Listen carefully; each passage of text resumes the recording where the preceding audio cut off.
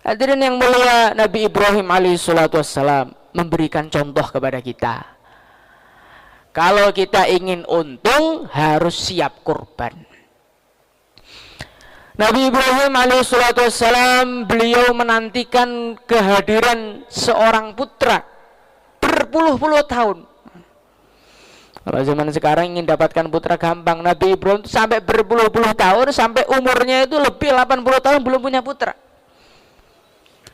Maka Allah subhanahu wa ta'ala menganugerahkan kepada beliau putra yang beliau tunggu-tunggu, laki-laki lagi.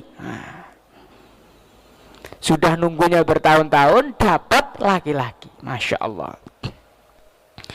Hadirin yang mulia, putra tersebut beliau sayangi, beliau cintai, beliau rawat dengan sebaik-baiknya. Tiba-tiba datang perintah Allah. Nabi Ibrahim diperintahkan untuk menyembelih anaknya. Diperintahkan untuk mengorbankan bukan uang, bukan harta, perkara yang paling beliau cintai dalam kehidupan beliau. Secara dohirnya. Hadirin yang mulia, kira-kira kalau kita itu diperintahkan bagaimana? Gak usah nyembelih anak, nyembelih kambing aja kita masih mikir-mikir. Masya Allah, nih kok kurban cari kambing yang paling kecil, paling kurus, paling murah, dan cari uang yang paling sisa, yang kira-kira sudah gak ada yang minta lagi, dompetnya sudah gak cukup lagi, baru untuk beli kambing. Ini Nabi Ibrahim ini harta yang perkara di dunia paling beliau cintai, mendapatkannya juga sangat sulit, perlu doa berpuluh-puluh tahun. Tiba-tiba Allah perintahkan untuk menyembelih anaknya. Maka hadirin yang mulia, Nabi Ibrahim alaihissalatu wassalam ini punya pemahaman perkara ini kalau sudah perintahnya Allah, ya pasti akan mendatangkan kebahagiaan. Walaupun sepertinya nyawa anak harus melayang, walaupun sepertinya diri kita harus berpisah dengan anaknya, terus gak apa-apa, ini perintah Allah.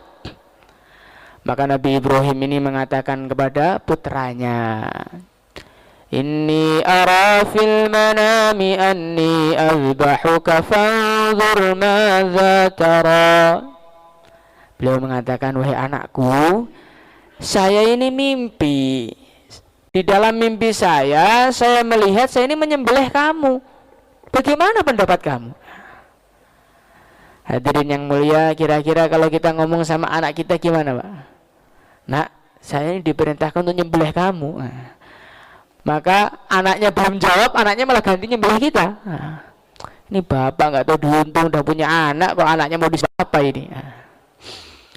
Hadirin yang mulia, ternyata Nabi Ismail ini juga tidak kalah semangatnya sama Nabi Ibrahim. Qala ya abati fa'al ma tu'mar satajiduni insya'allahu minas sabirin. Oh, engkau mendapatkan perintah untuk nyembelih saya toh? Ya silahkan sembelihlah saya. Insya Allah engkau menemukan saya termasuk orang-orang yang sabar. Ini bapaknya semangat kurban, anaknya juga siap dikurbankan. Hadirin yang mulia, ketika bapaknya siap kurban, anaknya siap dikorbankan, maka hadirin yang mulia, akhirnya beliau berangkat untuk menyembelih putranya. Ketika bapaknya siap kurban, anaknya siap kurban, ternyata setan ini masih nyemangatin beliau, bukan nyemangatin, gembosin beliau, jangan sampai kurban. Maka hadirin yang mulia, dalam kehidupan kita juga seperti itu. Kadang-kadang anak kita sudah siap ditinggal, istri kita sudah siap ditinggal, kita sudah siap 4 bulan, ternyata orang-orang sekeliling kita gembosin kita biar nggak keluar. Hadirin yang mulia, teman kita datang, Pak jangan keluar Pak, ini lagi musim hari raya, nanti kalau keluar apa kata dunia. Nanti teman-teman kantornya juga seperti itu, selesaikan urusan dulu baru keluar.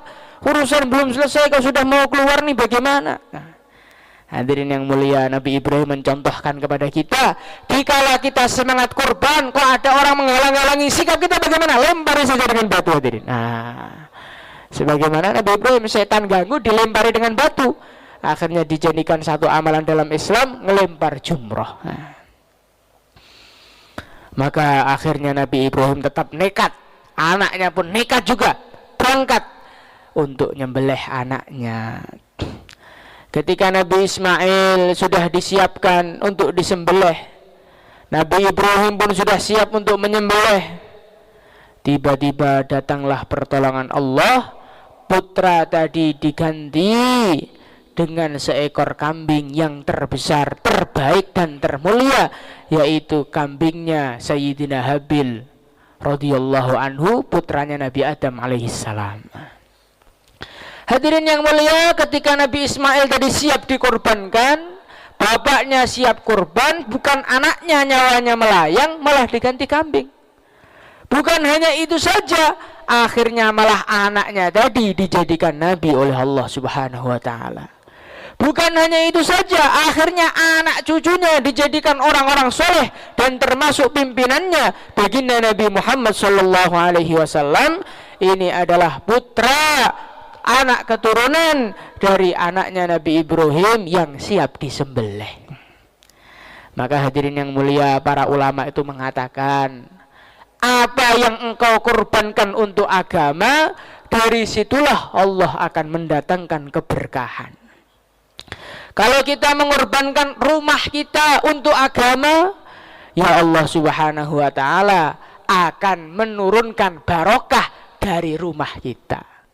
Kalau yang kita korbankan itu anak kita, ya Allah akan keluarkan dari anak kita perkara-perkara yang dibarokai oleh Allah.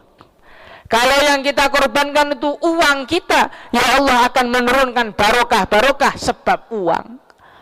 Kalau yang kita korbankan itu nyawa kita, diri kita, dan harta kita, ya Allah Subhanahu wa taala akan menurunkan barokah dari diri kita dan dari harta kita.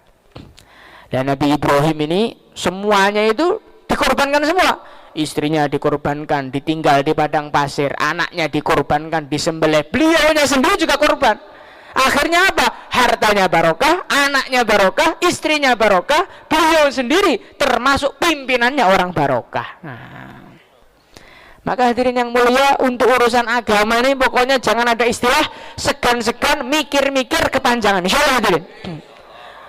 Semakin barang itu kita cintai, harus semakin kita korbankan untuk agama.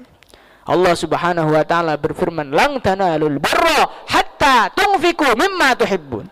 Sekali-kali engkau tidak akan mendapatkan kebaikan sehingga engkau mengorbankan apa yang paling kita cintai.